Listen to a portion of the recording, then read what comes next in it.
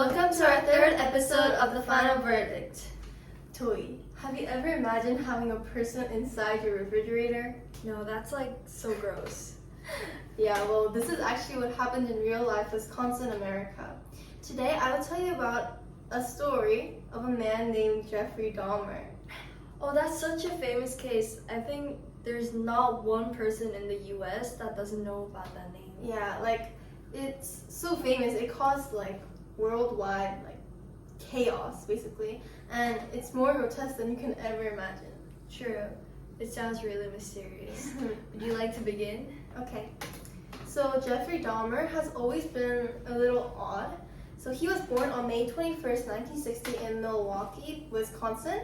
And it was known that Jeffrey Dahmer kind of had difficulty making friends. He was described as a loner, and it's kind of no wonder because he had a fascination with dead bodies, flesh, and taxidermy. And he would collect roadkill and insects and would impale the heads of animals on stakes and would mount those stakes behind his house. That's kind of creepy though. I know, it's kind of, you can already tell he's kind of like a psychopath. Yeah. Then in high school, he would try to get attention with these odd behaviors, and he would also fake seizures to try to get attention. Yeah, I can see the reason why he was kind of the odd student. Yeah, loner. It's also known that his parents were divorced, and actually his parents got divorced when he was older, around 18. So they didn't really fight much for his custody. So at the end of the day, his brother went under his mother's custody. So who did he actually stay with? So Dahmer actually stayed with his father and his stepmom, Sherry. Yeah. And because he only stayed because he was graduating high school so soon. So eventually, later on, his father moved out. So basically, his parents kind of abandoned him at the house. No one was there. Okay. So, on June 18th, 1978, so around when the parents left, Dahmer met an 18-year-old hitchhiker by the name of Stephen Hicks.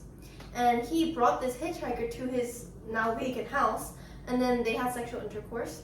Then when Hicks tried to leave, Dahmer hit his head with a barbell. Then he used a sledgehammer to smash the body. Oh, that's so cruel. Yeah, it's really graphic, but this is only his first ever murder. So he buried Hicks' remains in the woods behind the house after that. Then, did he ever continue murder again after this first one? So actually, after his first murder, he didn't commit another murder for 9 years. He actually joined the army within those 9 years.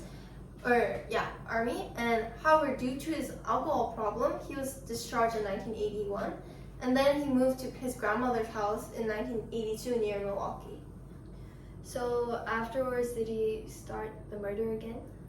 Unfortunately, yes. So in 1987, he committed his second murder when he picked up Stephen Toney in a gay bar. So ever since moving into his grandmother's house, he would frequently visit the gay bars and bring men back home.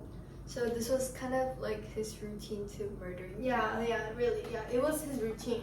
Well, the second murder is kind of odd because according to the Dahmer's interview on YouTube, the two men got so drunk and then they went to a hotel near the bar, and then when Dahmer woke up, he just found the man dead. So he took the corpse and he engaged in necrophilia in his grandmother's house. So for this murder, it wasn't what he actually did. It was just when he woke up, he saw the other man. Yeah, I guess so. But I'm pretty sure in the interview he said that he had bruises on him, so there was a fight going on, but he cannot remember, he says. Okay. So yeah. What's necrophilia? So necrophilia is basically when you have sexual intercourse with corpses. It's disgusting, but it seems like it was a common practice for Dahmer. Okay.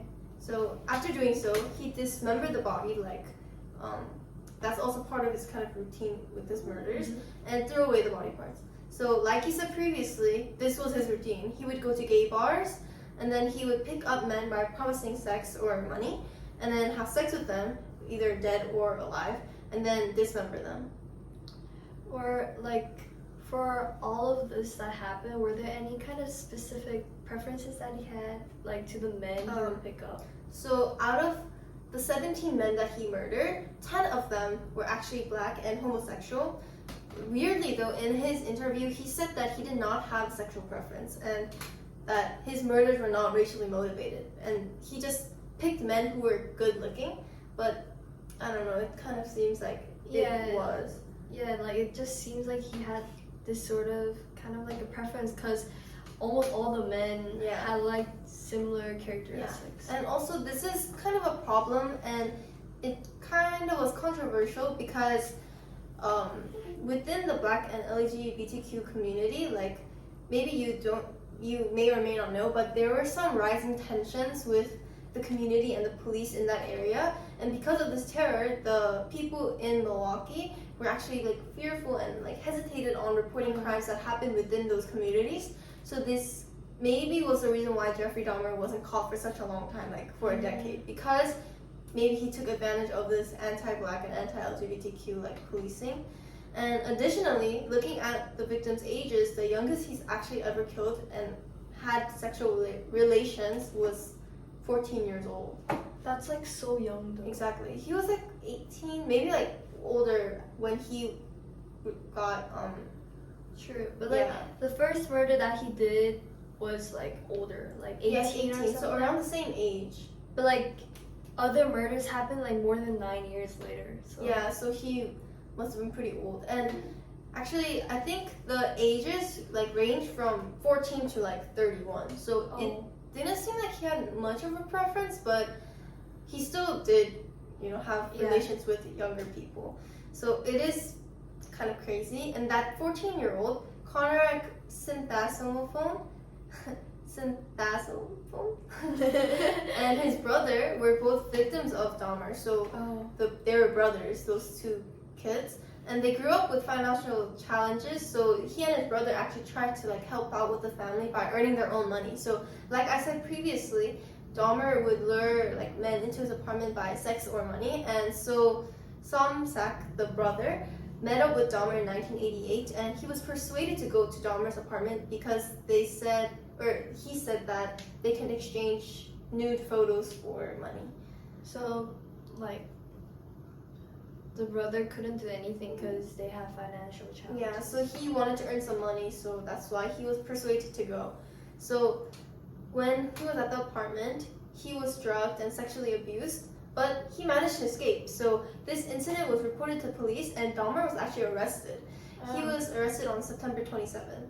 Unfortunately, he was supposed to stay for 1 year, but he got bailed out like a week later. So he was just out right away, but he was on probation. But then how did he like get out of that situation? Just like on bail, like someone paid to like get him out. So 3 years after this assault that happened to the brother, he lured in the younger brother under the same circumstances, like we can exchange nude photos for money. So when Conrad arrived to the apartment, Dahmer drugged him, tortured him, and according to the Netflix series, Dahmer drilled a hole into his skull and tried to fill it up with acid. And you can see it in Dahmer's interview as well, where he said he wanted to keep them in a zombie-like state, like to just keep them alive during the experience, but that's like so cruel and gross. It is really cruel. And Conrad was able to escape the apartment, and he ran away naked and bleeding. And Dahmer's neighbors actually found him on the street, and they called the police. However, the officers actually just returned Conrad to Dahmer's apartment because Dahmer convinced them that this was just a lover's quarrel and just insisted that he was drunk. That's so crazy though. Like, I mean, the officers just concluded that they were both adult homosexual lovers, and then they just left. So unfortunately, 30 minutes later, Conrad became Dahmer's 13th victim. That's so sad, but in a way, like I can see how Dahmer was kind of smart because he convinced like officers so many times. And also his neighbors were African Americans, so maybe the police didn't regard them like as seriously as they wanted the police officers to. But then like if he like got out of his crime so many times, how did he get caught eventually? So Jeffrey Dahmer was officially caught in 1991. After his killing spree of 17 people, he was finally caught when his last victim, or soon-to-be victim, Tracy Edwards, escaped and brought the police to the apartment. Thank God. Yeah. The police went through his apartment and they found so many things like dissolving body parts, drugs to obviously make them go to sleep, and photographs of dismembered corpses around the house. Like he would keep these body parts and skulls. Ew, like he is truly a psychopath. And the craziest part is he didn't even try to hide it. He just, once the police came, he just confessed and he would tell them the details. And even in the interviews, he doesn't hesitate to tell the details of his crime. He doesn't seem very, like... He doesn't have any feelings for his victims, so. No remorse or anything. So, what was the final verdict? In 1992, actually, Dahmer was sentenced to 15 consecutive life sentences because Wisconsin actually doesn't, or did not allow the death penalty. So, yeah, he just was there for years and years and years. However, he was beaten 2 years later after his arrest by a fellow inmate at Columbia Correctional Institute. So the inmate stated that he did this because of Dahmer's creepy sense of humor, which included turning prison food into fake limbs covered with ketchup to resemble blood. That's totally deserved, though. Yeah, I think, honestly, if it was me, I would have done the same thing. So this case had so many murders, like 17, and we couldn't even get into all of them in our podcast. And well, however, this case is really well known, like throughout America, and there's even Netflix shows and documentaries that explain and go through this in like so much detail, and it's so much in depth, and it's very interesting, I think. But yeah, so like I was so surprised to hear that he killed like 17 people, not just because of hatred, but from addiction. Yeah. But I think it's not like good to kind of hit someone to death in prison, but I think he kind of deserved like what he did to other men as well. So it was such a mysterious topic, like the other cases that we covered until now. Yeah. Well, Joey, is our next episode gonna be something of this sort, or? Actually, no. Our next one will be kind of different from our previous episodes because it's gonna cover more of like sorrowful stories that happen in Korea and not like in America, and it's not gonna be some kind of murder or like violent cruel stuff. So. Well, it's a new genre and that sounds interesting. So to check out our next or any new episodes, please check out our Instagram and YouTube channel. And until next time, this was the final verdict.